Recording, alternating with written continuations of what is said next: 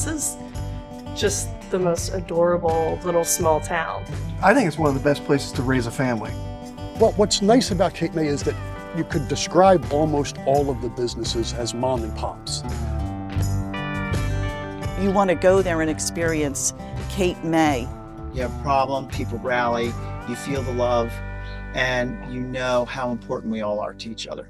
Welcome to Cape May Trading Post at Della's, a coastal community store. Let's get into this thing. All right, Renie, thanks for joining the show. Sure. Appreciate Thanks you for being asking here. me. You were highly requested by several members of this little place that everyone's talked about on the show called the Seaview Inn. And I asked people quick hitters at the end, and it's getting voted best place to grab a beer. Oh yeah, and it's local, half and half tourist. So there's always somebody you know. Yeah. There's somebody in there. Somebody knows your name in there. Yeah. That's for sure. Great bartenders, great people. The show has not been about the Seaview, that's for sure, but the Seaview has come up a ton. Because I think it tells the story of this town. I think the Seaview is...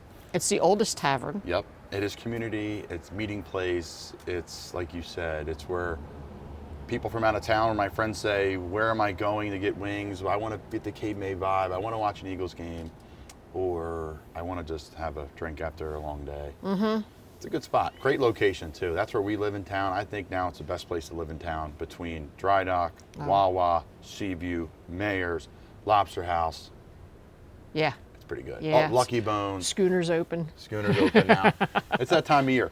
Do you have any like PTSD with like it's summer, now I got to really get busy now that you've moved on from Linen Ladies? Yeah. I'm not used to not getting up and doing something. I have to find something to do. Okay, there's so much to unpack here, and with people like yourself that are highly coveted, everyone says, get you on. You don't know where to start. I think the best place to start is explain what Linen Ladies is, how it started, what you built it to be. Well, I was, my father was a builder, and we would, he would buy a piece of property and put up a spec house every year. And when we closed the Rusty Nail down, we'd pour footings in August. And then by the time the Rusty Nail closed, like Columbus Day, the whole crew could go work on this house. Like some kids could frame, could read a blueprint, some couldn't, some just picked up shingles, some wouldn't go on a roof, but they could all work. And then mostly they were spec houses, some of them weren't, but so I was buying and selling real estate, and my friend Darcy, was my realtor. Like our kids grew up in the school. So she said, come get your real estate license. I'm like, okay. So in order to hang it at Cape May Realty, I had to go work there a day a week. So we would sit there and she'd say, in January, I'd come in with Wawa coffee and she'd be talking to somebody and they're lining up their summer rentals. Like these people knew every second week in August they have 8-10 Stockton every year since their grandmother was alive. So they have to start, you got to get a lease out to them. And she looked at me and she would say, watch this. She'd say, okay, you have to clean the house and leave it the way it came and bring your own linen. And she'd do this with the phone because they're like, what do you mean? So it was the thing. I said, that's ridiculous. I grew up in a motel. You can't ask people to bring their own linen. And I said, that's ridiculous. I've never heard of such a thing. She's like, well, it's this Jersey Shore thing. And she said, and she always went to the Outer Banks for Thanksgiving. And she says, down there, when you rent, the realtor flips you to the other side of their website and you rent your linens. You can rent a beach buggy. You can rent a boom box. You can rent a toaster oven. You can rent coffee machines. She's like, it's unbelievable. She said, it's so easy. I said, oh, I just had never, ever heard of such a thing. So we got it together. And making a website was the hardest thing I had ever endeavored. It's a lot easier now, I'll tell you that. With AI and all the wonderful things there is. Yeah. So the idea is born, and then what did you provide? What was the service? Just full linens? Well, people could get twin sheets. Like they had to know what they wanted. I didn't have whole house packages then. Yeah. And I didn't know. And they could have anything they wanted. And then eventually, if people called me enough and needed strollers, I bought some strollers. I really waited on the beach chairs and umbrellas. I figured They're not going to know how to put an umbrella in, and it's going to roll down the beach and impale somebody, and they'll sue me, you know. So I went with anything anybody asked for. I had cribs, you know, That's great. anything they asked me for. So, and they just ordered online. So I gave them what they wanted on the day they told me, and we came and picked it up on the day they told us to. Usually it's all Saturday to Saturday. In the bags, yeah. Yeah. The big pink bags. The big pink bags.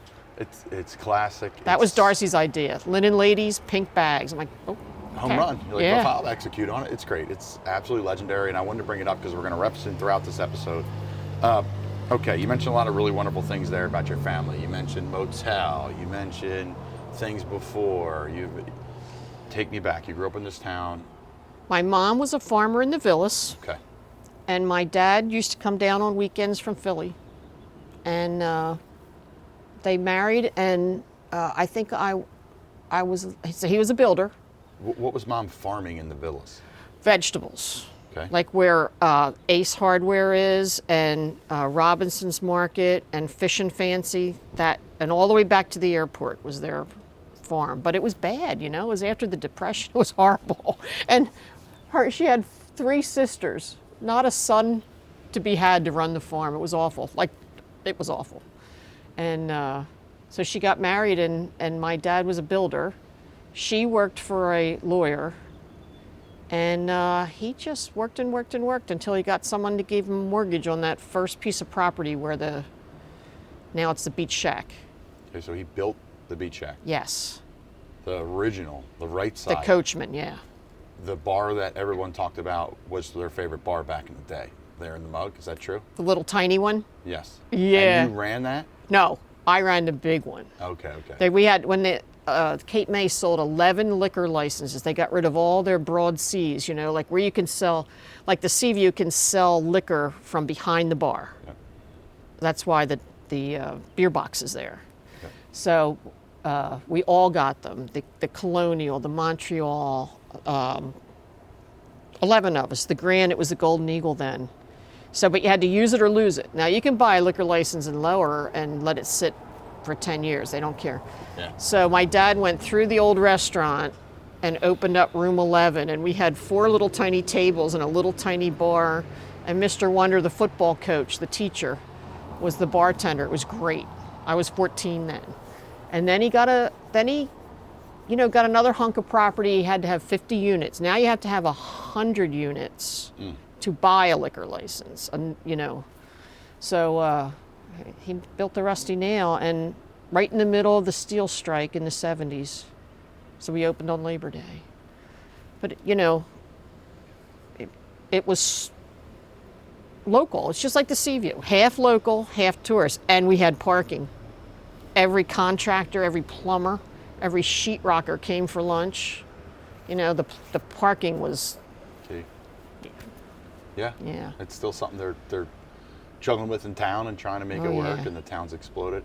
But let's stay right in that era. Your dad opens the bar, you said in the 70s, right? Yeah. So what did Beach Ave even look like then? What Well- did Cape May look like then?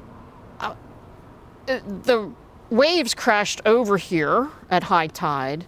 They would crash over between the Rusty Nail and our office on a high tide because there was no beach replenishment.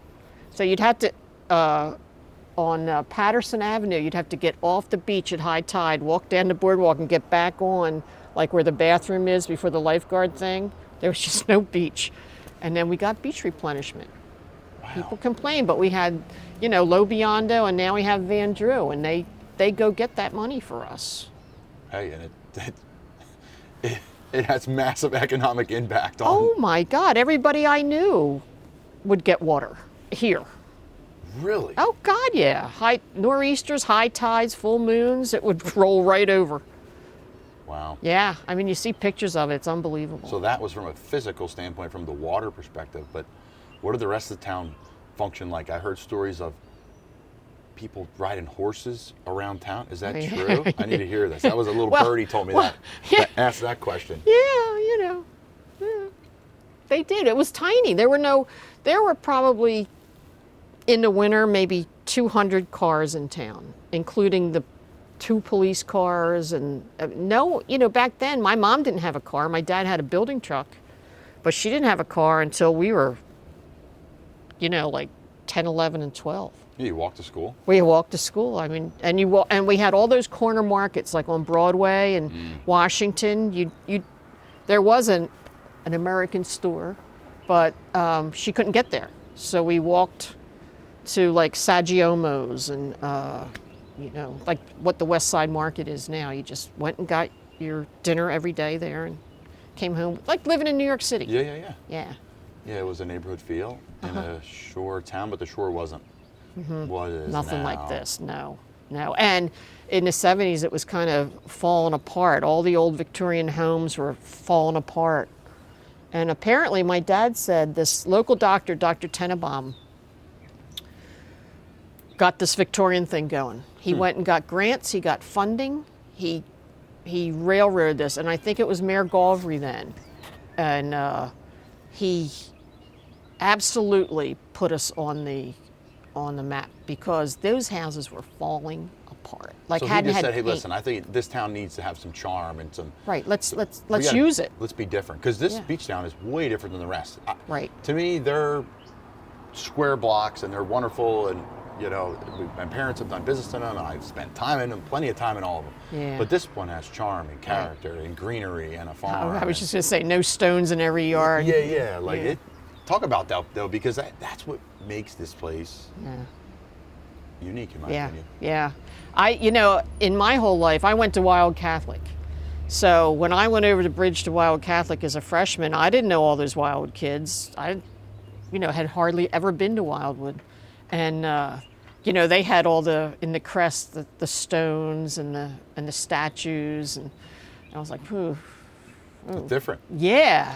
Square blocks. Yeah. And every house had 4 apartments jammed on the back of it. And I just didn't realize that every kid poured out of somewhere around Philadelphia and came here and worked on the boardwalk all summer. I had no idea. You're like, I just live in Cape May. Right. I do enjoy, and I'd love to, if you could share any of these, like over the years, there was like, Della's had their own little football league. Oh, baseball. Little League. Yeah, talk about that, because there's so many kids. That was from local. Yeah. But I mean local, Yeah. not just like, lower township. We're talking the city of Cape May. Right. We had a couple little teams, and I wasn't allowed to play baseball, so I'm bitter.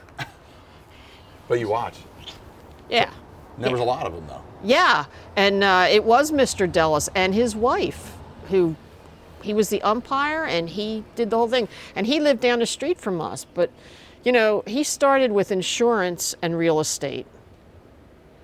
And then I think it was his mom. It was in his family, but we all got our insurance for them, like car insurance. As soon as I was old enough to drive, my dad said, "Go down there and get your car insured." I'm like, okay. He's like, "Just go down and tell them what kind of car you have." I'm like, okay. And everybody like, sure, here you go. Yeah, here you go, Renie. Yeah. Little Renie Hober. Joe Bogle was telling a story where we had him on that he walked into the bank and it was under 18. Can't get a loan under 18. And the one banker was like, I know his parents, or I know Joe, I'll sign for him. Yeah. And he got the loan. Oh my God, you can't do that anymore. Yeah, like that's just, and that's what, the Trading Post show is kind of about, is like unpeeling back some of these layers. Well, I would go there, there was no Walmart, there were no stores. Like when I had to get a First Communion dress, you had to go to Lit Brothers in Atlantic City or Philadelphia. There was no grants, and courthouse was a big thing when I was a teenager, but there was nowhere to buy anything. But you could go to Dellis and get a bathing suit. Like my mom would take us all in there, and we had a pool at the motel, so we were ripping through bathing suits, and she could afford to buy us bathing suits. And then as I got older, I really wanted to go across the street to the Mayflower shop and buy the $50 bathing suit. She's like, "Go ahead, get a job." Yeah, you can pay for it yourself. Yeah. You talk about the family business a lot, and your mother and the motel and your father, and what was that like in that family business growing up, like for your whole family? Because I talk about it all the time, had major impact on my life. Work ethic, Oh yeah. leadership, entrepreneurship, like just The dinner table's crazy. That's what I was thinking about. I had to set the table, then clean up the table, and then fold the laundry, and then put it in my brother's dresser drawers because they were boys. What were they doing? Then it would be time to mow the lawn, and they'd all go surfing. Like every Thursday, you had to mow the lawn for the weekenders. And my dad wouldn't let us use a mower. We had that little stupid manual thing. Yeah. And so we all learned to surf. I wasn't doing that for them every Thursday. So you learned to surf. But we were, I felt like I was a little slave, but now I look at it and I look at me, I'm a working maniac. And Some good lessons. yeah, I mean, we used to have to go sweep up the sand in the parking lot because there were no dunes and take it back to the beach because it would blow into the motel rooms. It would, they were just constantly trying to get the sand out of everything. It would be in the pool, and it would clog the filters. And I tell my grandkids, I said, yeah, I had to sweep the parking lot and then take a wheelbarrow and put it back on the beach.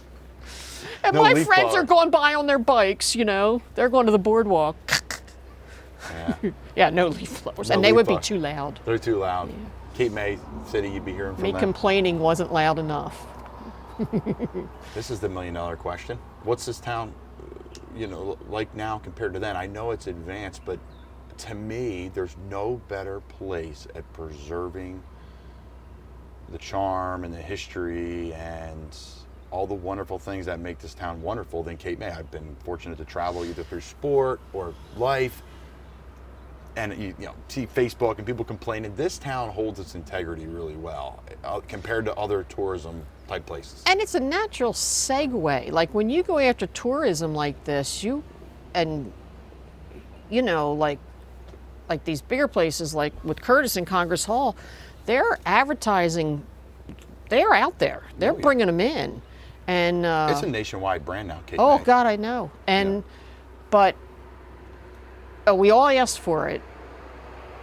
But now, my children can't afford to live here. Yeah. I'm worried that they'll be doing like what Key West, the Keys do, where they bus people in from Homestead every day to work, and then have to take them home because there's nowhere for them to live. Yeah, we talk about Key West a lot on the show because it has It's a ton of similarities. well, when I was young, like in high school, there were all these hippie stores on the mall. And they all closed up and went to Key West. They all had stores on Duval Street, Yeah, believe it yeah. or not, like the candle maker, the leather guy. You'd walk down the street in Key West, and there they were, same old, Why because do it you was think perfect. there's a tie? Yeah, What? I mean, I think other than the obvious stuff, why do you think it's such a tie between them? I think it's just the same thing, and you can leave here because no one wants to be there in the middle of the summer. Even though they say you're in the middle of the, It's hot. yeah. The water's 90 plus degrees yeah. right now, and this is being shot in May. In Key West, it's 90. Yeah. So they can leave here and go to work there all winter long. It was great. Yeah. And, who wants to be here in February, really? Nobody. No. Unless the Eagles are playing in the Super Bowl, then everyone's at the Seaview. Let's go back to childhood and some core memories for you, whether it be going Here you to go. Yeah. You know how we're sitting where the Admiral used to Yeah. be, right? This is it. This is the block all the way down to there. Poverty Beach. When we were kids, you had your bike. Your parents didn't care where you were as long as you were home for dinner, right? So I lived at that end of town. No one lived at that end of town. They were all the little 1960s houses were being built on Idaho and Ohio. And that end of town would be what? Just Beach Ave or down the other side of Beach Ave? Now we just call it the Cove. Oh, the Cove, okay. Down that end. No one lived there. No one. So here I am, me, Jay Bethel, Billy Ruda, and everyone lived down here. Every kid in school lived down here. So you had to get on your bike, take your school clothes off, get down here and get to where the Mendos lived and the McGee's to find somebody to play with. And then we'd all go to where Village Green is now and play in the swamp. We'd build rafts and, anything to stay away from your parents. But this one guy, Dave Velli, local, his dad was the police chief. He said to me one day, we got our banana bikes and we're riding. And he says, you want to go ride the bikes down the bowling alley of the Admiral, like, oh, with my heart and soul. Yeah. Well, here it was 8 stories high, and it had this big, massive front. So he climbed up the fire. What do they call it? Like when the fire ladder, so you could get out, and all the windows were not locked. So he just scampered up once a winter, opened the windows, and then opened the front door, and we'd ride our bikes in And then and go stay up and down, kind of warm. and go up and down the bowling alley. Yeah, skid. Right where we're at now. Yeah, And that got leveled for this house to be built. yeah. There was a Tiffany dome. Like, it was beautiful in there. Marble con was beautiful. But you can't keep something like that going. I remember Donald Trump came down here, and he was going to just, he said he was going to buy it and just make it like take people back to Atlantic City on helicopters every day for people who don't want to be in Atlantic City. That would have been great. But They would have been staying on this property. yeah, in that big old hotel. How long ago was that? Let's see, it was the 15th anniversary of Saturday Night Live. It was just the 50th, so 35 years ago. Wow. Yeah. Wow. That's a great memory. Yeah. Well, I asked him about it at the party. I said, you were in Cape May, and he looked at me like, Huh? yeah. Yeah. That was a long time ago. No, then. Oh, then? Yeah. Yeah. And he said, yeah. I thought, oh, here we go. Oh, I said, I just, I knew you were looking at the Admiral. Yeah. I'm like, okay, never mind. Would have been great, that would have been funny. because there was so much property. He could have had a helipad, You're saying just there was nothing here. We're sitting on Beach Ave, too, for people watching. Right. Ocean's behind us, right? Bay's that way. Yeah. Wawa Seaview's that way. You're saying Poverty Beach was nothing. There was just a little property here. There was just all. This whole block, like, see, it goes down to Baltimore. Yeah. Because I deliver linen, so I know every street. This was all the Admiral, and there was like a pool, and behind it on the next street was a garage, so they could, work on things and the cars and the trolleys that they ran. Yeah. And there was a huge pool, and they just had tours. It was quite the place, and then it was quite the bar. They had a big bar, and I still times. run into people who say, my grandfather tended bar there. And so Curtis Bashaw, his father owned this. His and grandfather. His grandfather, sorry. Yeah. Owned this and Congress Hall. Right. And then to connect it. For Well, he those- scooped them up. Like I said, in the 70s, everything was a mess. Like most of the Victorian houses had no paint on them. The porches were falling down, So you need to really have like a vision and be like, all right, this is a good investment. If Yeah. not, you'd be like, what are we doing? Well, he got it. Well, he had this religious thing. So, he had an inn, and he brought kids. Then he had a college. He built a college here. He called it Shelton College. And the way. kids came down, and they probably took classes, and then they worked. He gave them jobs. Like a hospitality. Yeah. There was a college in Cape May? Well, it Or was based out of here? based out, yeah. Like, I really don't remember because I was too young for that. But, I mean, it was I've called never heard Shelton that. College. Really? And the library just fell in like 10 years ago. Fell into where? It just fell in upon itself, and that let Gus Andy owned all those lots, so he could tear it down. He couldn't tear it down. So it just But as soon as it sunk. fell in, yeah. It sunk into yeah. to the harbor or wherever. Yeah. To So the- he has like 20 lots back there. All those new houses. Like, they're nice, yeah, back yeah. here. The hospitality business down here is absolutely massive, right? We understand that, but from a perspective of just Congress Hall's place in this, we've talked about Curtis a couple times now. He's been on this episode. He's come out already for those. Curtis Bashaw, Cape Resorts, founder, visionary, huge impact on the town. But what are your thoughts on just like the impact of Congress Hall and then that just area on the entire island? Because now there's people, Cape May Point's awesome, Yeah. West Cape May's awesome. It's expanded Yeah. and expanded other than just like the hub of Washington Street. Right. Well, my first house was in West Cape May. I couldn't afford to live in Cape May. And West Cape May inherently had, like the houses that I own there now, they were the help houses for people who worked.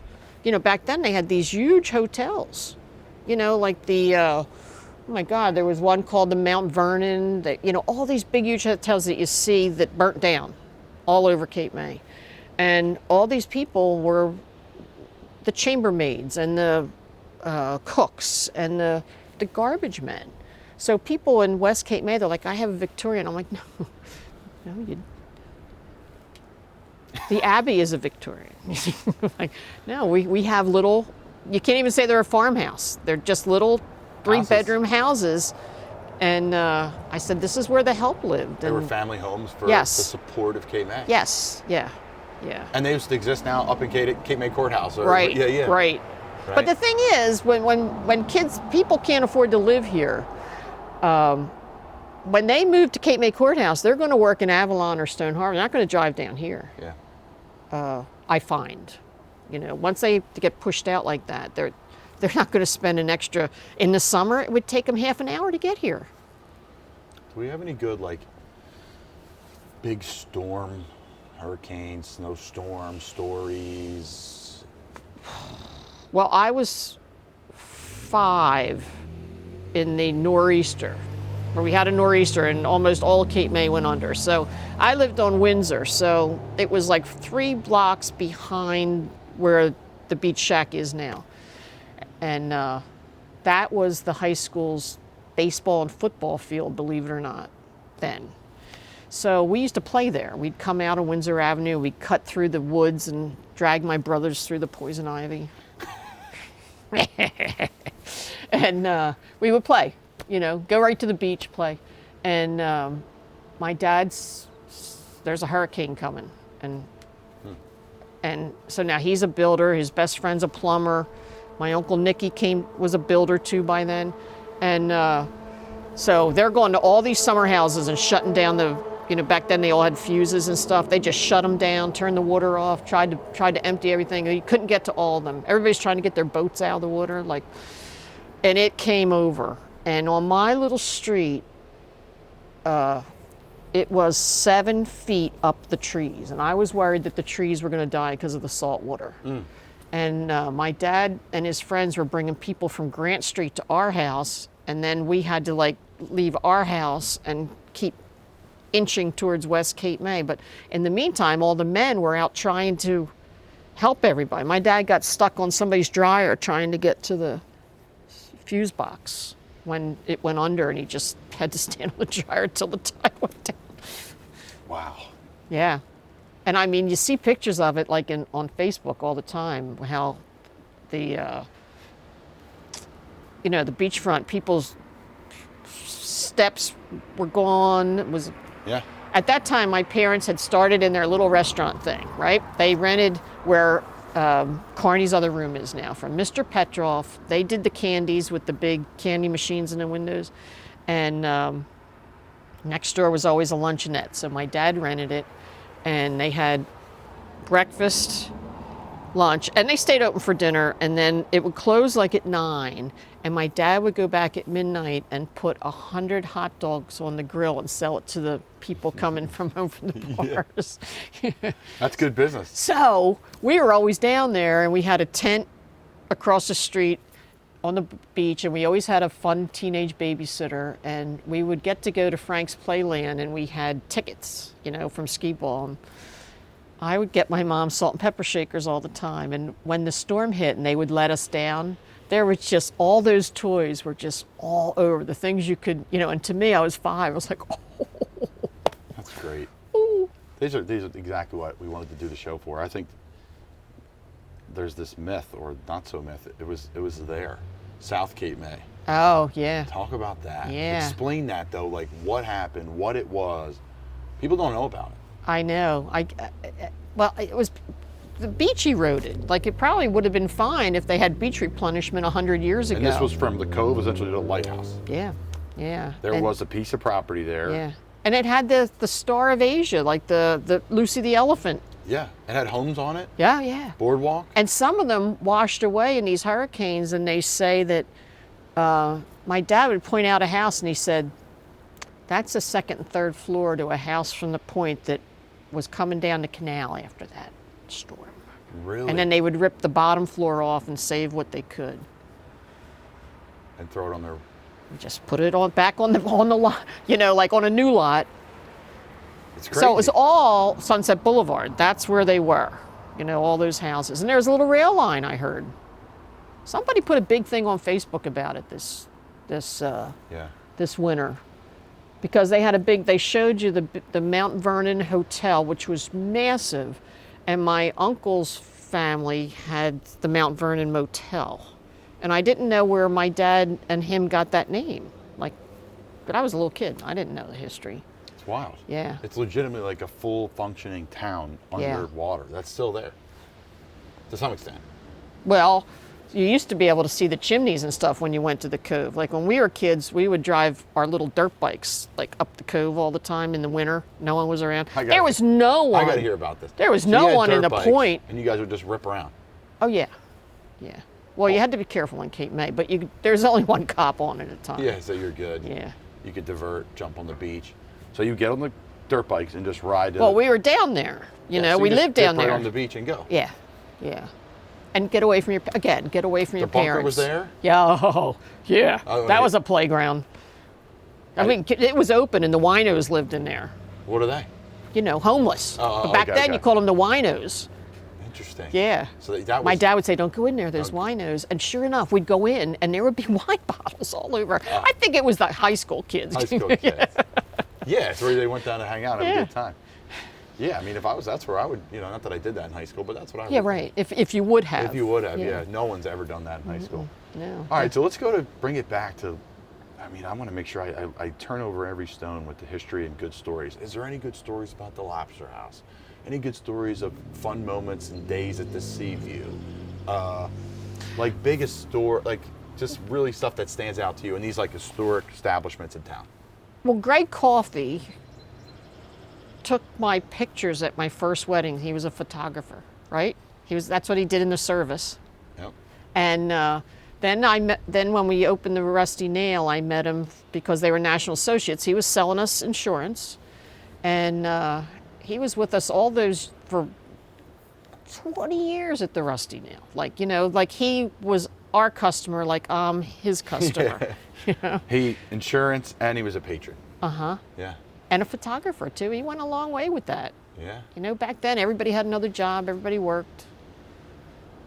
And now at the Sea View. Yeah. He's done a great job. But the Lobster House, you know, that was always, you know, everybody you knew had a grandfather who had a boat, if it even had an engine back then, you know, like an oyster boat, like from everybody. That was huge, huge.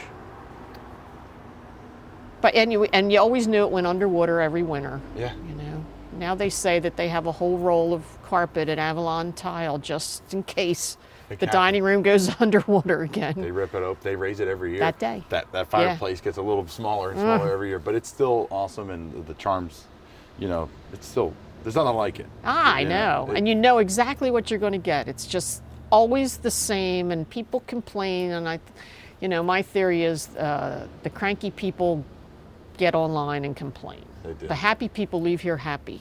You know, like I try, when I'm in, you know, I used to fly back and forth to Florida all the time, and, you know, people make fun of Spirit Airlines, but, you know, Frontier was not on time either. And hey, they're fine. And I got you there. Yeah, and people would go berserk on the people at the desk, screaming at them, what am I going to do? And I'm like, just calm down. We're all, you know. So now I would go up and take a picture of their badge and then write a little thing and say, this woman held her cool while this man was trying to lunge over that desk at her because it was her, she did it to him. You know, the Facebook groups and whatever. Oh my God. And the negativity.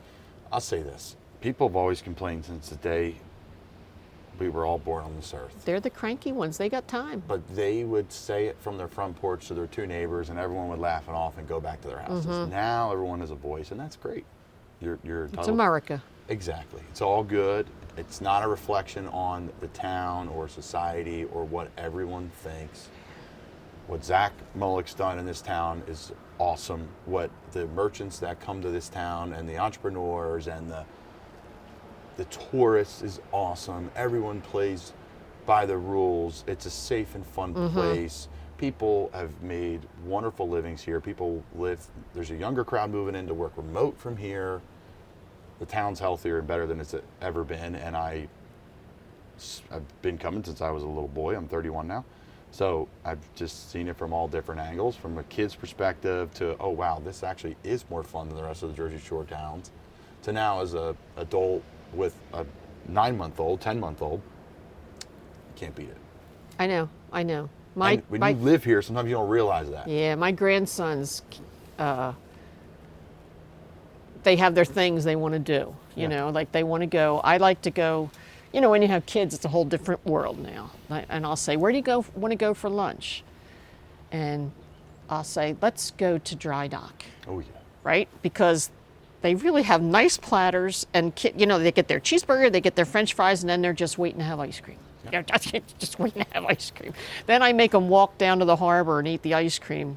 Yeah, So look maybe at the water. maybe they'll be tired at bedtime. You Go know? down to the park right there. The thing is, they all want to go. My daughter likes to go to the Cove. All her friends go to the Cove. They live in Plymouth Meeting, so they come down with everything. Yes. And I drop them off, and I say, "Now call me, and I'll come back and get you," because there's no parking. No. I mean, that is just intense down there. Yeah, that's a meeting point. Yeah. There's physically, Yeah. you couldn't park everyone if you tried. No, There'll be a little there should be a bike little in. shuttle service. Yeah. I'm sure there will be at some point in time, that's for sure.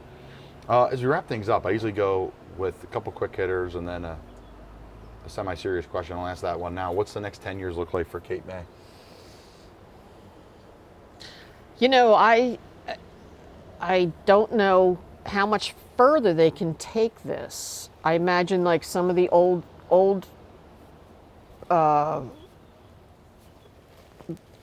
Legion are going to age out like me, and some of these motels will turn over, and they'll get spiffed up, they'll get modernized, with a lot of amenities. People are looking for the newer tourists are looking for amenities. They don't want to be jammed in a motel room with 2 children when it rains. Yeah. Premium experience. Good. I think the food scene's improved Oh vastly. my God. Yeah. Talk about that. I mean, there's so many places to go and get a quality meal now. I was saying it before. You would come down here before and it'd be like beach eats and like no color. It'd be like your brown french fries or your brown chicken nuggets, Yeah. which is fine. I love Yeah. it. Listen, I ate it, love it, Right. I still do. But now, from You have the job they've done at so- Mayor's to Taco to Fish House to George's, I could keep going. There's so many. You get Washington Inn. There's all Yeah. different levels of dining. What are your favorite spots? What are your thoughts My on? favorite place, I love the sea view, just to run in, and sometimes I'm just so stinking hungry by 2 o'clock in the afternoon, and I'm like, I need chicken salad on rye. Yeah. And other times I just want to have a beer, and talk to the usual suspects. But when I like to go out and have and I don't like to get dressed up, and I don't like crowds. And I think it's just from working in the restaurant business where people grab you all the time. Yeah. They, Literally grab you. Don't touch me. Where's the bathroom? No lie, everybody at the sea view knows not to touch. Don't touch her. So. Like a more now. Yeah. So I like to go to Lucky Bones. Yeah, Toby and my dad were best friends, and I just like the food there. You can get dinner, you can get pizza, you can take anybody there, and anybody can get anything. And I love their breakfast on the weekends. Yeah, I love the cheeseburger at Mayor's. Oh, I mean, that's unreal. I love the schooner. It opened. Yes. You can go sit in the sun, and now I have all day to sit in the sun. But it used to be like 4 o'clock. You're done. You're checked out. Oh my God. Are you looking for something? Yeah. Are you a free agent? Are you looking for work? Or you? Yeah, I gotta find something to do. Yeah. I don't want to start another business, but I can't. This isn't working. Being retired.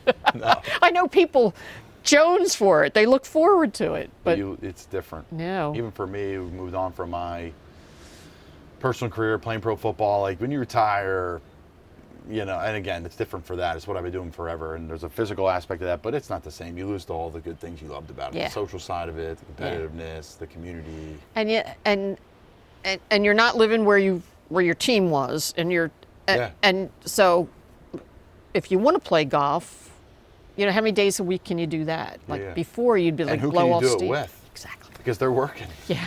So yeah, it's definitely a unique thing, and Yeah, no, it's good stuff. Okay, quick hitters. I want to make sure I didn't miss any history stuff. And that's fine. We can always have you back on. Someone's going to be like, why didn't you ask her about this? And be like, I forgot. I guess, like, I got to go through each part of town. That's what I'm going to do. Each part of town. How's Cape May Point changed?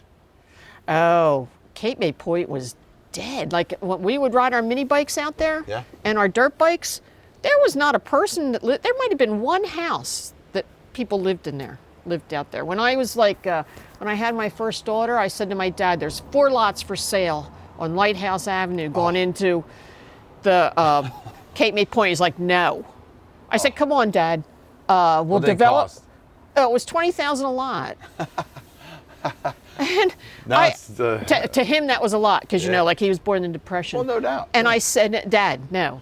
We're going to put up, I said, look, it's all like Pocono houses. You can go berserk. He had that thing going with the, you know, skiing stuff. The whole Coachman's looks like a skiing thing.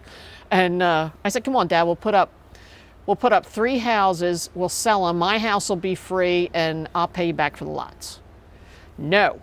He said, you are having children, because I had Kate and I was pregnant. And he said, there's not another child that lives out there year round. You're going to do nothing but drive them into Cape May. And I was like, Dad, man, I really want to live at I wanted to be away. It's 5 minutes, Dad. I wanted to be away from tourists, you know. I just wanted to, but man, and I would have been quite a step up, you know. That would have been, now they're worth $1 million a lot. And I'll be damned if people didn't put up A-frames, you know, that, oh my God, just what I wanted to do. We were good at it.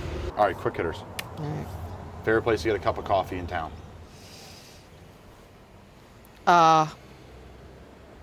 Coffee time. My mom said Wawa, by the way. I'm not a Wawa person. She's the only one. No. Everyone Well, else she lives there. Yeah, yeah. But she still loves her Wawa. I get indigestion because I have to drink decaf. Yep. And you got to be careful with decaf. They say they decaffeinate it with pipe cleaner. Oh. Unless you get naturally decaffeinated coffee. So I love it. I love that turn there. That's not good. Okay. Some Drano. Okay. Favorite bar in town? Seaview. Favorite restaurant in town? I like Lucky Bones. Okay. I know you hit on this. But I do like the margaritas at Taco Caballito, though. So do I. Oh, man, those blood orange margaritas. You know what makes a good margarita, too? Mayors. Yeah. Because they have real lime juice. They do, and that's the thing. And we interviewed Ross, and he's like, people want real lime juice. Yeah. Those days are done. Yeah. Of the cheapy. Oh, the margarita mix. It's like carcinogen powder. The next day, your head, you're like, I just had one. When I was a bartender, and you would make a margarita, and the tequila would get by September, your hands are ripped up from the blue rinse and the. Yeah. And that margarita mix would hit your fingers. You go like. Like my fingerprints by September would separate. They were gone. You can never get. It's just painful. That's good stuff. But I really like, now you can buy fresh lime juice, and it has an expiration on it, like for the bars. But I like that blood orange. Yeah, they've done a great job there. Ross, he was a great interview. He'll be released here soon. Favorite place for breakfast in town? I would guess the Ocean View, because I lived right there. Yeah. That's what Curtis said. That was Curtis. That's you walk down the street. He loves it. He's like, that's my getaway for dinner, lunch, everywhere. Because other places, like I love to go to George's place, but you can't get in. No, you can't. And you can't park. Yeah. No. Favorite beach in town? Well, see, I grew up in Colton Court. You know, you have your beach. Yep. When I was little, we went to Broadway. Then when they built the motel, we just came one beach over. And you know, I have my lifeguard, Ralph. He's still there. We all have our lifeguards that we grew up with. Anything I missed? Oh, any interactions with ghosts? I have a house offshore, and this ghost busting crew came to my house. They heard about it. Offshore where? What do you mean? Like I say offshore, over the West Cape May Bridge and across the street from the school. Okay. And I bought it so I could do the business out. I needed commercial property. And it's a beautifully restored 1820s home. Okay. And it is They don't bother me at all. They don't bother me at all. The guy who restored it, they tormented him. They were mischievous, not malevolent.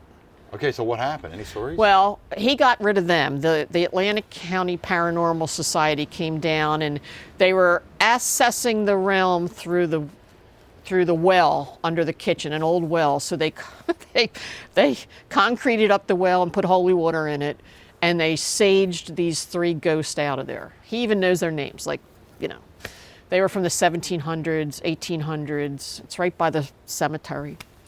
So by the time he came back, he brought these people to me. And there was a medium, and there were 4 people with the computers and the lights and the spinny lights, and I don't know.